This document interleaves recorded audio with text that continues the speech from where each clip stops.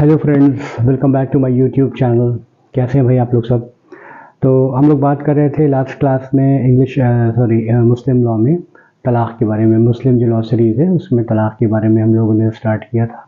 कुछ बातें मैंने आपको बताई थी कि इस्लाम में या मुस्लिम लॉ में जो तलाक़ है उसको डाइवोर्स को जो है वो नेसेसरी ईविल कहा गया है।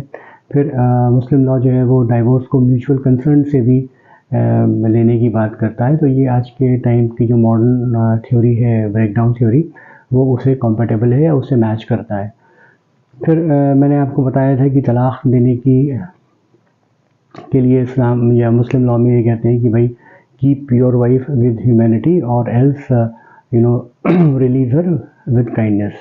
तो या तो आप उसको जो है वो ह्यूमैनिटी, मानवता के आधार पे रखें, और नहीं तो फिर आप उसको काइंडनेस की तरह, एक हम्बल आदमी की तरह उसको आप रिलीज़ कर दें या छोड़ दें।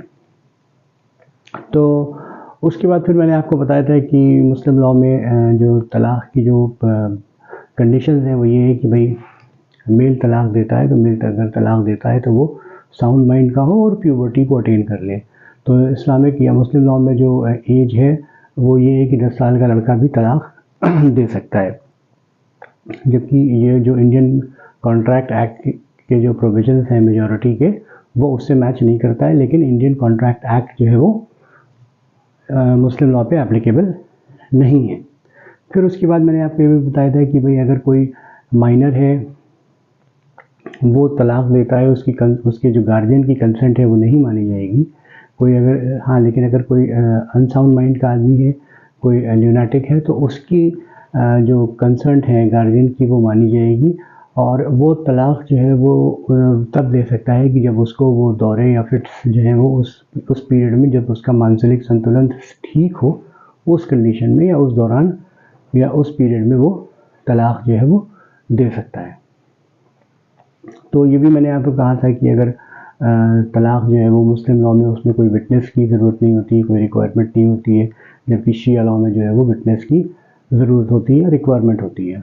2 मेल एक फीमेल की रिक्वायरमेंट होती है 2 लोगों के बीच में। लेकिन ये है कि अगर मुस्लिम जो सुन्नी लॉ है उसके अकॉर्डिंगली कोई विटनेस की रिक्वायरमेंट नहीं है। फिर उसके बाद मैंने ये भी कहा था कि अगर कोई जो है बोल नहीं सकता है, कोई व्यक्ति कोई गूंगा है, तो वो भी तलाक़ जो है वो दे सकता है। वो राइटिंग में देगा, लेकिन ये या उसकी जो जेस्चर्स हैं वो बताएंगे कि भाई ये तलाक़ दे रहा है। और राइटिंग में अगर कोई दे रहा है तो वो उसका विटनेस होना चाहिए। फिर मैंने ये भी कहा था कि तलाक़ जो है वो आपका बाय पोस्ट भी भेजा जा सकता है, और उसमें वाइफ की जो प्रेजेंस की रिक्वायरमेंट नहीं होती है तलाक़ में। जब वो उसकी नॉलेज में आ जाता है, वाइफ की नॉलेज में, तब से जो है वो तलाक़ शुरू होता है। तो फिर उसी हम सीरीज़ को आज आगे कंटिन्यू करते हैं और ये बताते हैं आपको कि भाई तलाक़ जो है वो मर्ज़ुल मौत में, या जो ऐसी इलनेस होती है कि जो डेथ इलनेस होती है कि उसके बाद वो आपकी जो डिज़ीज़ है वो क्योरेबल नहीं है, और उसके बाद आप जो है वो एंड स्टेज डिज़ीज़ है, तो उस केस में भी आप, सुन्नी लॉ ये कहता है कि आप तलाक़ दे सकते हैं, क्योंकि आप वाइफ को इनहेरिटेंस नहीं देना चाहते, इसलिए आप तलाक़ दे सकते हैं। लेकिन अगर जो वाइफ हस्बैंड की जो डेथ है वो इद्दत के दौरान हो जाती है वाइफ के, तो फिर उसको सुन्नी लॉ के अकॉर्डिंगली उसको जो है वो इनहेरिटेंस में उसको जो है वो जगह दी जाएगी और वो इनहेरिट करेगी। हालांकि जबकि शिया लॉ जो ये कहता है कि उसमें थोड़ा सा डिफरेंस है। उसमें ये कहता है कि अगर वाइफ हस्बैंड ने तलाक़ दिया है तो वाइफ को की इनहेरिटेंस जो है वो मिलेगी, जबकि अगर वो 1 साल तक वो शादी ना करे और अगर डाइवोर्स जो हुआ है उसके इद्दत पीरियड के दौरान उस हस्बैंड की डेथ हो जाती है। कंडीशन ये है कि वो 1 साल तक रीमैरिज नहीं करेगी, तो उसको जो है वो इनहेरिटेंस का राइट दिया जाएगा। फिर उसके बाद मैंने आपको ये भी, फिर उसके बाद जो है हम लोग बात अगर करें कि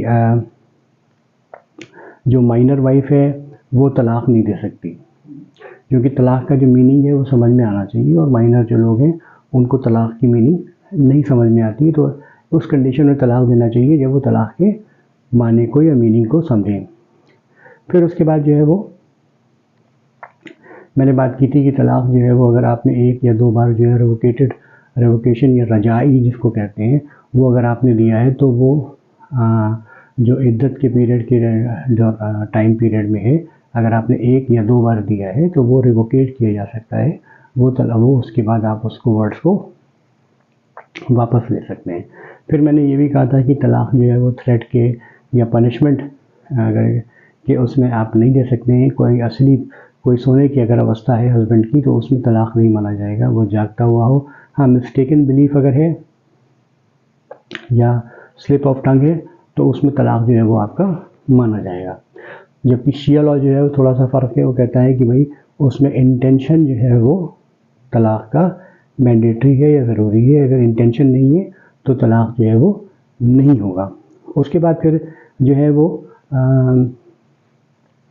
तलाक के बाद जो रीमैरिज है वो पॉसिबल नहीं है। वो पॉसिबल तभी है जब उस वाइफ की जो इद्दत पीरियड है वो कंप्लीट हो, उसके बाद वो किसी दूसरे के साथ जो है वो उसकी शादी हो, उसके बाद वो मैरिज कंज्यूमेट हो, फिर उसके बाद वो डाइवोर्स दे उसको, फिर वो इद्दत का जो पीरियड है वो कंप्लीट करे और उसके बाद ही वो जो है वो अपने पहले हस्बैंड के साथ दोबारा से शादी कर सकती है। हाँ, अगर हस्बैंड जो है वो प्रॉपर्टी को इनहेरिट तब करेगा अगर वाइफ की जो प्रॉपर्टी को है कि भाई अगर उसने अपनी हस्बैंड एंड वाइफ ने जो कहा कि भाई वो तलाक देना चाहती है तो वो तलाक दे दे और जो इद्दत पीरियड है वो कंप्लीट करे और उसके बाद अगर वाइफ की जो है डेथ हो जाती है उस इलनेस के दौरान तो वो हस्बैंड जो है वो उसकी प्रॉपर्टी को इनहेरिट करेगा। यानी कि अगर हस्बैंड चाहे तो हस्बैंड भी प्रॉपर्टी वाइफ की इनहेरिट कर सकता है, जबकि अगर वाइफ ने जो है वो अपनी इच्छा से उसको तलाक दिया हो और उसके बाद फिर उसने जो इद्दत पीरियड है वो कंप्लीट किया हो और इद्दत पीरियड के बाद वो प्रॉपर्टी को जो है वो इनहेरिट कर सकता है। तो सिमिलर सिचुएशन मतलब मेल और फीमेल दोनों के लिए कि फीमेल भी जो है वो प्रॉपर्टी को इनहेरिट कर सकती है इद्दत पीरियड के दौरान अगर हस्बैंड की डेथ होती है। लेकिन अगर उसने अपनी जो वॉलंटरी जो है वो तलाक लिया है, अगर वो नहीं चाहती है तो फिर उसमें वो प्रॉपर्टी पे क्लेम या इनहेरिटेंस का उस पर नहीं आएगा। फिर उसके बाद मैंने आपको बताया कि तलाक जो है वो आपका 3 तरह से होता है, एहसन, हसन और तलाक बिदअत। तो तलाक अगर रिवोकेट हो रहा है 1 या 2 बार ड्यूरिंग इद्दत पीरियड तो वो उसको वापस ले सकता है। मैंने आपको बताया रजाई, तो वो तलाक जो है वो आपका रिवोकेट हो सकता है। हाँ, उसमें ये है कि इंटेंशन जो है वो रिवोकेशन का अगर वो इंटेंट करता है कि भाई मैं रिवोक कर रहा हूँ तो वो अकॉर्डिंग टू जो आपकी जो प्रॉफिट की सेइंग है या जो according to the religious text है वो है। हाँ, अगर उसका इंटेंशन नहीं है, वो इंटेंशन नहीं करता है तो भी तलाक जो है वो रिवोकेट हो जाएगा, लेकिन वो रिलीजियस टेक्स्ट के अकॉर्डिंगली नहीं होगा। उसके बाद फिर अगर कोई तलाक होता है तो उसके बाद इंडियन कॉन्ट्रैक्ट एक्ट का जो सेक्शन 64 है वो एप्लीकेबल होता है कि वो हस्बैंड को जो भी गिफ्ट है जो वाइफ के घर वालों ने दिया था तो उसको हस्बैंड को वापस करना मैंडेटरी है as per the provisions of section 64 of the Indian contract act. फिर उसके बाद हम लोगों ने बात की थी कि तलाक जो है वो 3 तरह के होते हैं, एहसन, हसन और बिदअत। तो एहसन में ये होता है कि भाई आपने एक बार तलाक दिया, उसके बाद इद्दत पीरियड के दौरान आप चाहें तो उसको दोबारा से जो है वो रिवोक कर सकते हैं तलाक को। हाँ, अगर इद्दत पीरियड आपकी निकल भी जाती है तो भी आप उसके साथ दोबारा से शादी कर सकते हैं। जबकि और दूसरे जो फॉर्म्स हैं तलाक के उसमें ये चीज़ पॉसिबल नहीं है। फिर तलाक के जो हसन है वो ये कहता है कि तलाक जो है वो 3 महीने के इंतराल पे 3 महीने के गैप पे 1-1 महीने पे देना चाहिए। अगर तीसरी बार उसने तलाक दे दिया तो फिर वो इर्रिवोकेबल हो जाता है, फिर वो उसको तलाक देना ही पड़ेगा, वो नहीं माना जाएगा। फिर नेक्स्ट जो है वो तलाक बिदअत है। तलाक बिदअत जो है वो एक बार ट्रिपल तलाक का जो कॉन्सेप्ट है वो बिदअत है। वो जो है वो अब तो हाल में ही जो है उसके ऊपर कुछ क्रिमिनल जो प्रोविजंस हैं वो भी लग गए हैं। उसके अलावा जो शिया लॉ है वो तलाक बिदअत को नहीं मानता है। उसके बाद फिर आपका दूसरा जो है कि भाई वाइफ अगर चाहे तो वो भी तलाक ले सकती है, उसको हम खुला कहते हैं। और वो जो खुला है वो आपका